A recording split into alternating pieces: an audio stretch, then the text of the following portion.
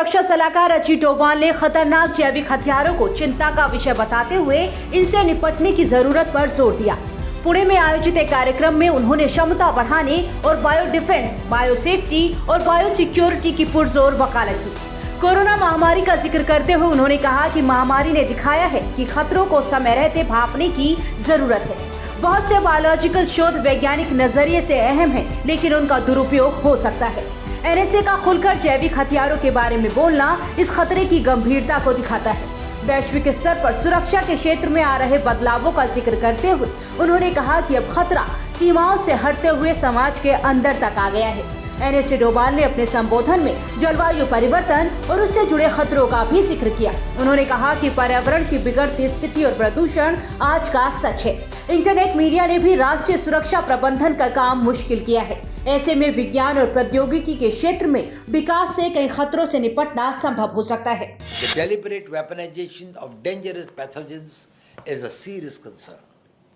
This has heightened the need to build comprehensive national capabilities in biodefense, biosafety, and biosecurity. Climate change is another threat multiplier with unpredictable consequences. It impacts the availability of resources, which are increasingly become scarce and could become source of conflict and competition. Climate change can accelerate instability and cause massive population displacements. By 2030, 600 million people in India are expected to live in the urban areas. Migrations from low-lying coastal areas in South Asia due to climatic change can add to the already stressed urban infrastructure. All these will present problems of internal security management, economic security, water and food security, just to name a few. आपको बता दें कि शत्रु राष्ट्र पर वायु weapon यानी जैविक हथियार के रूप में घातक वायरस और बैक्टीरिया के इस्तेमाल का इतिहास सदियों पुराना है। 1763 में ब्रिटिश सेना ने अमेरिकियों पर चेचक का इस्तेमाल हथियार की तरह किया। 1940 में जापान की सेना ने चीन के एक क्षेत्र में बम के जरिए प्लेग फैलाया। 1942 में जापान के 10,000 सैनिक अपनी ही जैविक हथियारों का शिकार हो गए थे।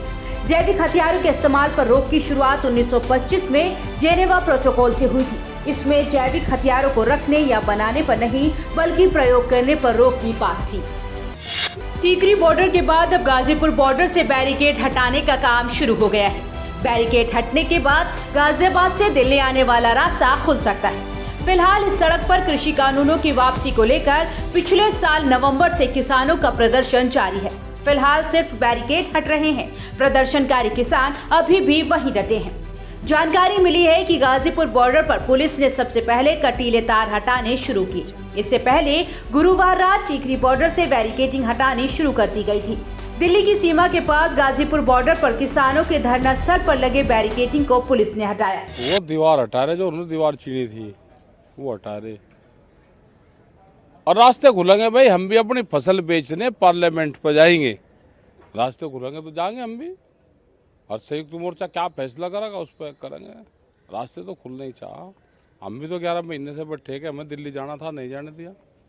फसल बेचेंगे अपनी, हमारे ट्रैक्टर जाएंगे। कोई हार जीत किसी की नहीं, रास्ते की थोड़ा हमारी कोई लड़ाई है। हमारी लड़ाई है 3 काले कानून की, उसकी लड़ाई है। अब सरकार को कुछ और नहीं मिला, कहने लगे भाई रास्तों में वो कर लो। कोई रास्ते, हम रास्ते रोकने वाले लोग हैं, ये हमारा रास्ते रोकने का उसका काम है। हमारा है, प्रधानमंत्री ने कहा कि अपनी फसल कहीं पे भी बेच लो। जिन किसान की फसल नहीं बिक रही हम उसको बताएंगे उसको कहाँ जाना है। एक पुलिस अधिकारी ने बताया कि सरकार की तरफ से आदेश है, इसीलिए हम बैरिकेडिंग हटाकर रास्ता खोल रहे हैं। पुलिस बैरिकेड क्यों लगाए गए थे, इस पर दिल्ली के पुलिस कमिश्नर राकेश अस्थाना ने कहा कि ये बैरिकेड नोएडा में लॉ एंड ऑर्डर की सिचुएशन को देखते हुए लगाए गए थे। अब किसानों से बातचीत की जा रही है और जल्द ही उम्मीद की जाती है कि ये रास्ता आम जनता के लिए खोल दिया जाएगा। बता दें कि इससे पहले सुप्रीम कोर्ट में मामले की सुनवाई हुई थी। कोर्ट ने प्रदर्शनकारियों द्वारा सड़कों को ब्लॉक करने पर नाराजगी जताई। कोर्ट ने कहा कि लंबे वक्त तक ऐसे किसी रास्ते को बंद नहीं किया जा सकता जिससे आम लोगों को दिक्कत होती है। इसके बाद गाजीपुर बॉर्डर पर राकेश टिकैत ने अपने कुछ टेंट हटाकर ये दिखाने की कोशिश की कि रास्ता किसानों ने नहीं बल्कि पुलिस ने बैरिकेड लगाकर बंद किया है। टिकैत के इसी आरोप के बाद अब पुलिस ने कार्रवाई करते हुए टीकरी और गाजीपुर से बैरिकेड हटाने शुरू कर दिए हैं।